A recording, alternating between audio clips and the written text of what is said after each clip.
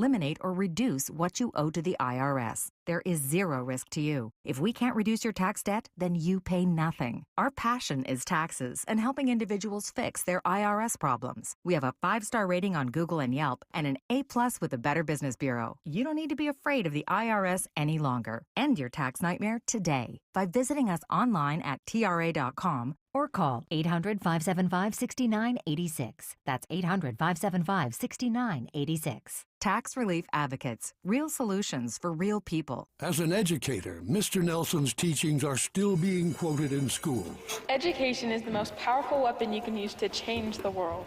Mr. Nelson taught hope. Everyone can rise above their circumstances if they are dedicated and passionate. And giving our best efforts. It's always impossible until it's done. Mr. Nelson Mandela's teachings not only united a nation, they inspire us today.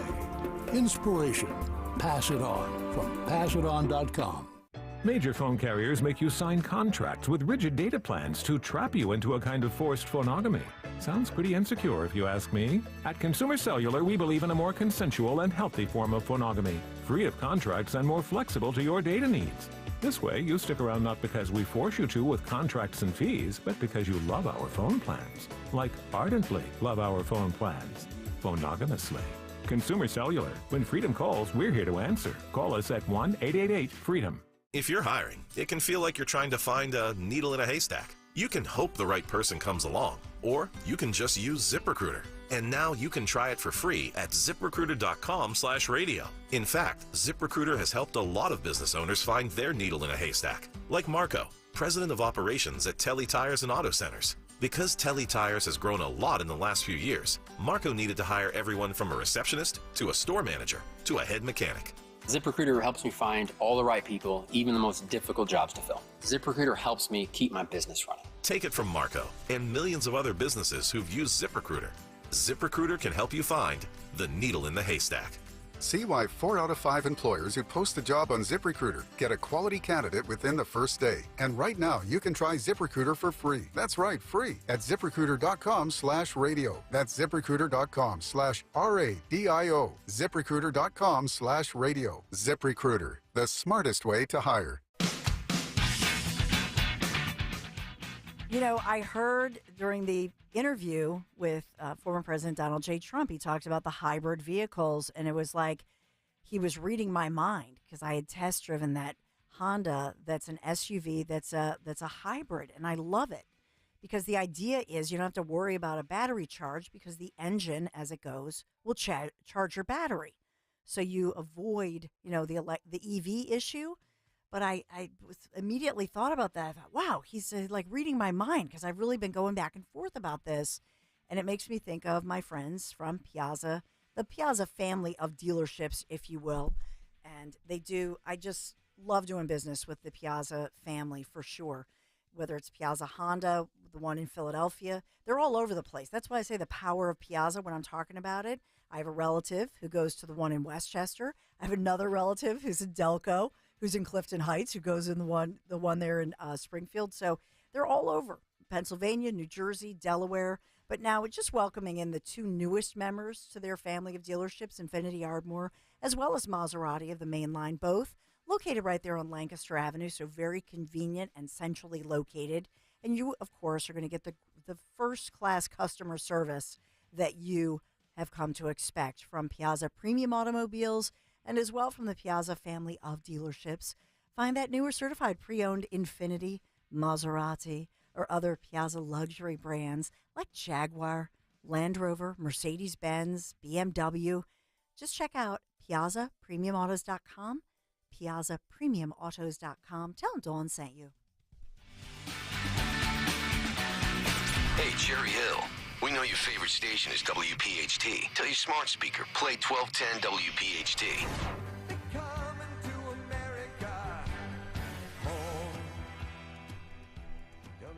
Yeah, Coming to America. Why are we playing Neil Diamond? Because my friend Guy Shiraki referenced Neil Diamond and this iconic song. Hey, Guy Shiraki, although there are millions coming to America over the borders illegally, not talking about that, but take me through some of your latest pieces, beautifully written, I might say. I might add, at Broad and Liberty. Hey, Guy.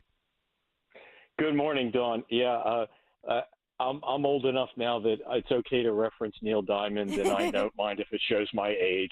But then again, Sweet Caroline is a top 40 hit at every college football stadium. But look, I wrote the column talking about everybody take out your money and look, and there's that Latin phrase e pluribus unum, which most of us really don't pay attention to and aren't really sure what it is. But I wanted to remind people what it means is, and this isn't a Latin class, but it's an America class. And what that means is out of many, one. It was that America, whatever we think of it today, go back to its founding. And the founders knew that we were a nation of people who came from many countries with many crafts that believed in a variety of religions, some of whom did not believe in religion, some of whom believed in higher powers, some of whom were merchants or farmers, some of whom had been in America since the 1600s, and some had just come in the 1750s or 1760s. And the idea was, unlike almost every nation in history, they weren't created because they had the same religion or the same leader or because their families grew up on the same piece of land. They came together because of an idea. Out of many, one. And the one was liberty. The idea was freedom, religious tolerance, starting over, reaching a goal, achieving your dream, doing what maybe you couldn't do in Great Britain, in Germany, in France, what you couldn't do somewhere else, you could do here, and that everyone was welcome to be a part of it. And not to bore your listeners, I'm not going to walk them through 1776 till today. But at various points in time, the thing I keep coming back to, Dawn, is my belief is we are a great but imperfect nation. We are a great but an imperfect nation. But the founders gave us a rule book. They gave us a guideline, if you will, a manual on how to fix it. And it's through our laws. It's through being involved in politics. It's through our Bill of Rights. It's through the First Amendment. And that at times of trouble, when the nation was pulled apart, there was still that out of many one. What should this great nation be? And I talk about in the recent past even all the civil rights movement. People did not march in Philadelphia. They didn't march through Alabama for the right to be pulled apart. They didn't march because they want America to destroy. Blacks and whites marched in civil rights movements because they said America is great, but you're not letting African Americans participate. African Americans want a seat at the table. They literally want their children to have a seat in the schoolroom. Nobody was protesting or marching to burn down the schools or to close the schools or to create black schools. It was to say the young black children, the young black boys and girls, the Latino children in California and Texas, they wanted to be Americans. They wanted to be a part of this. And at this moment in time, where everyone is so quick to tell us how different we are and how we keep inventing categories of culture and sexuality, I wanted to pause for a moment and say, what unites us is this idea. We were very divided at the beginning, and we found a way to come together. And I hope and pray we find a way at this moment of division that we remember what unites us. Yes. And that's this idea of this potential of this great but imperfect nation. So true. Well said. Guy Shiraki is here, senior fellow with the Commonwealth Foundation, writes for Broad and Liberty in Real Clear, Pennsylvania. And you can follow him at PA Suburbs Guy.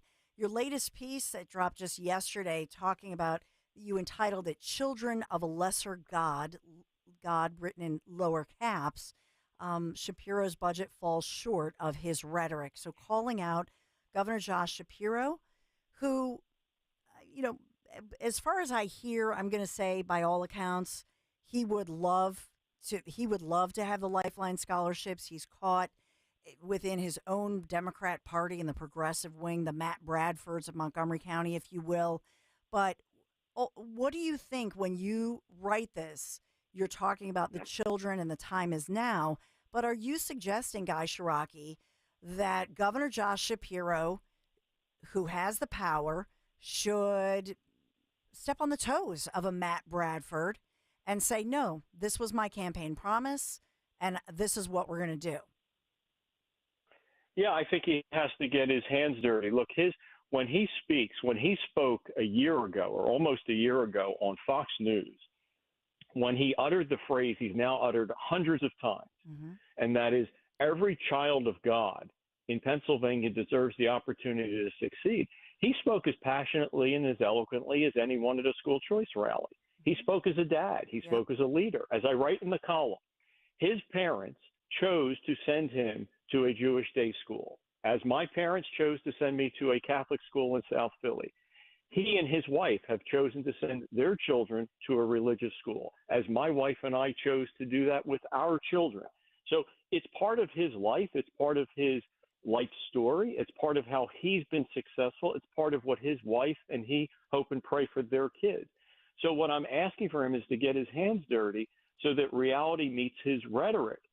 And also, when it comes to Lifeline, that he gets his hands dirty and stands up. But secondly, that he not feel obligated to undermine kids in charter schools, especially in cyber schools, because in the very budget where he talks about Lifeline, in the very budget where he wants to spend more money than's ever been spent in the history of the Commonwealth on public schools, he talks about cutting cyber school funding because allegedly they, quote unquote, get too much.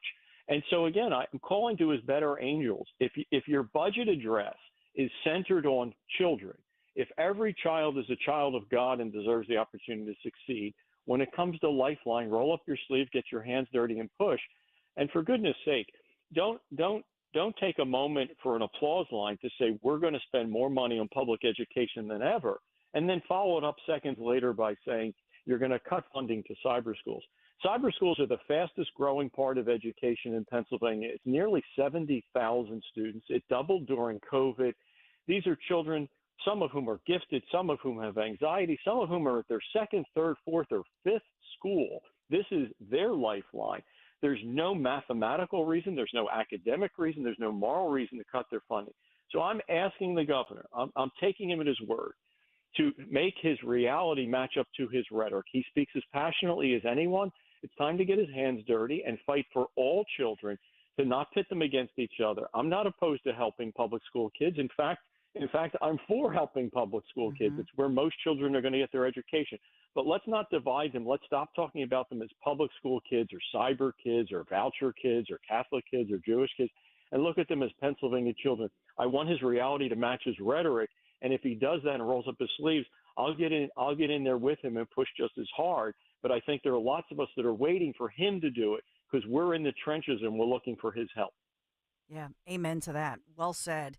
And I hope he does. I hope that, and I don't even think he's getting his hands dirty. I think he's actually, I think fulfilling a campaign promise is just the right thing to do. I don't even think he has to get his hands dirty. I think he's the man. He has to step up and say, I'm the governor, I'm the man, move aside. And by doing so, here's the weird piece of this. I think any leader who comes into their own, if you will, and says this, they will gain the respect of more people, not just within their own party, and they will become more powerful, whoever that may be. Sure. And look, again, it's part of his life. It's part of the way he was raised. It's part of the way he's raising his children. He knows enough. He's from this region. He knows the communities that are having trouble. He knows there are ways to help them. Charter schools present an opportunity. Cybers present an opportunity. Scholarships to rescue kids. And remember, as you and I have talked, you've been kind enough to let me talk about it on your show, and as you've talked about it on your own. Lifeline scholarships, we go back to this, Lifeline scholarships, it's not a statewide voucher program. This isn't even the glorious things being done in Florida or Texas or even in West Virginia next door. These are the poorest kids in the worst schools. These are the poorest kids. So if we're going to fight over school choice, that's fine. But I still believe you could walk into any swim meet, you could walk into any Wawa, you could walk into any community center and say, show of hands, how many people think that we may be able to offer scholarships to rescue kids from the poorest families who are forced to go to the worst schools? I think 8, 9, 10 out of 10 people in the Delaware Valley say that's the right thing to do academically, financially, morally. And so I just ask for his rhetoric and his reality to match up. And I think he'll find a lot of allies. And look to, right or wrong, but look to his colleague, John Fetterman. Senator Fetterman has decided on certain issues that he's not going to just fall in lockstep. He's going to speak his mind. And we can all debate the whys and wheres, but I know that when it comes to the border and when it comes to Israel, Senator Fetterman has spoken and had the courage to stand alone. I'm not even asking Governor Shapiro to stand alone. I think 7, 8, 9, 10 out of 10 Pennsylvanians would stand with him and applaud if he would get involved. The Senate has a bipartisan majority to support support charters, to support Lifeline. The House needs one vote. One vote. He's the governor of Pennsylvania. He just needs to prevail upon Matt Bradford to let this come up for a vote and help us find one vote. And again, you and I and others will help them find that one vote. I'm sure it's there. We just need to get this on the floor to help every one of God's children get a chance to succeed. Well said. Amen. Yesterday in a Philadelphia court, they are, and this is making national headlines, U.S. Appeals Court in Philadelphia hearing those arguments on whether Pennsylvania's requirement for voters to accurately, date the mail-in ballots, whether it actually whether it passes all the rules and regulations under federal voting laws. And so it's a huge case gaining national attention. I know they have big D.C. lawyers, representing the national and the state Republican parties. You have the ACLU involved. It's a huge case. I just wonder what your take is on something like this, because, of course, the November presidential election is looming, and this kind of case making national headlines, just showing the power of Pennsylvania voters. Yeah, and I think you're right to highlight it. Look, I continue to say there are three things that all of us, regardless of party, regardless of ideology, regardless of candidates we like, there are three things we should all want. It should be easy to vote, impossible to cheat, and we should have results we can trust. And I think this goes to the core of the cheating and the trust. The law passed by bipartisan Republicans and Democrats in the House and Senate, the law signed by a Democratic governor, requires that the ballot, the outside envelope, be signed by the person voting, or if you have a disability, you have a designated person that signs it, and it has to be dated. It's not complicated. I resent this idea, and I get offended by this idea by so many that suggest that there are Pennsylvanians that don't know how to do these things. Do you know how insulting, do you know how bigoted, do you know how silly that is to suggest that people who are 18 or 28 or 88 years old don't know how to sign their name and don't know how to date something? Yeah. We all go through daily life. So, look, I want out of this the following. One, I want a clear decision, and I want this decision, if I could wave a magic wand, Guy Shiraki wants this decision now so that we're not fighting about it in the fall, and that, because again, I want results we can trust. Yeah. And two is, I don't think it's much to ask that the law as it's written be upheld. If there are legislators, if the ACLU or anyone else thinks that the Pennsylvania law is a burden to write the date, then go change the law. They have a governor who would be sympathetic. Go change the law. In the meantime, if we want results we can trust, if we don't want rioting on the left or the right, if we don't want another presidency, we've had the last two presidencies marred by people feeling it was unfair. Look, I hope the Republican wins. I hope that, Donald Trump is the next president. But if that is not the case, I want it to be because there was an election and the majority of Americans voted. So we need this case decided now. We just need it decided clearly so we all know the rules, so we can get on with an election and have results we can trust, so we can go back to governing to do the things we need to do to help us in our daily lives. I agree. We need it. And then once this gets determined, and I do hope that the appeals court says that, yes, you have to follow the law. And if you don't like the law, go back to the legislature, lobby them, get them to change their law. But then at that point, our next job, Guy Shiraki, is to make sure that Republicans vote. And we learned during the last snowstorm that a lot of folks who intended to go out and vote did not, because there were polling places closed. It was a mess. I mean, the roads were a mess. And so the mail-in balloting, as long as it's truthful, transparent, and legal, we need to convince those Republicans to do the mail-in ballots. One step Amen. at a time. Look, yeah, I mean, and you laid it out perfectly. I mean, we can talk about theory. Yep. We can talk about all these ideas, and you brought home the reality. 2 weeks ago, special election in Bucks County. What happens? It snows. Yep. Not a problem for the Democratic candidate because nearly 60% of the votes, the Democrat who's now the legislator, the representative-elect, nearly 60% of his votes had already been filed before Election Day. The Republicans are playing catch-up. You know, we were burnt in 20, in 21, in 22, in 23. We all have to understand it. And again, for everyone listening that's skeptical, I urge you to vote by mail. Let's bank our votes so we're not counting on it. And secondly, if you're truly troubled by it, there are ways to volunteer in your community, in Bucks County, in Chester County. You have the ability to be a watcher at the drop boxes. You have the ability to be a watcher for the party or the candidate of your choice on election night. Yes. Let's have more eyes. Let's have it be transparent. But please, President Trump woke up on Election Day in 2020, 1.4 million votes behind. That's too far. If we close that to 1 million, if we still give them 1 million vote head start, we're going to win. Let's just close it. You're 100% right. I don't care if it rains, sleet, snows, hail. Let's use it. Again, I keep saying, you know, the Democrats are using the tush push, and we're everybody else complaining that's illegal. Let's learn how to do the tush push so we can win too. I love it. Guy Shiraki, that's it. The tush push. That's what it's all about. I love that we brought this full circle, my friend. I'm up against a heartbreak. Guy Shiraki, you're the best. Thank you. Until next time. All right. Have a great day. Thank you. You too. The tush push, GOP. Come on.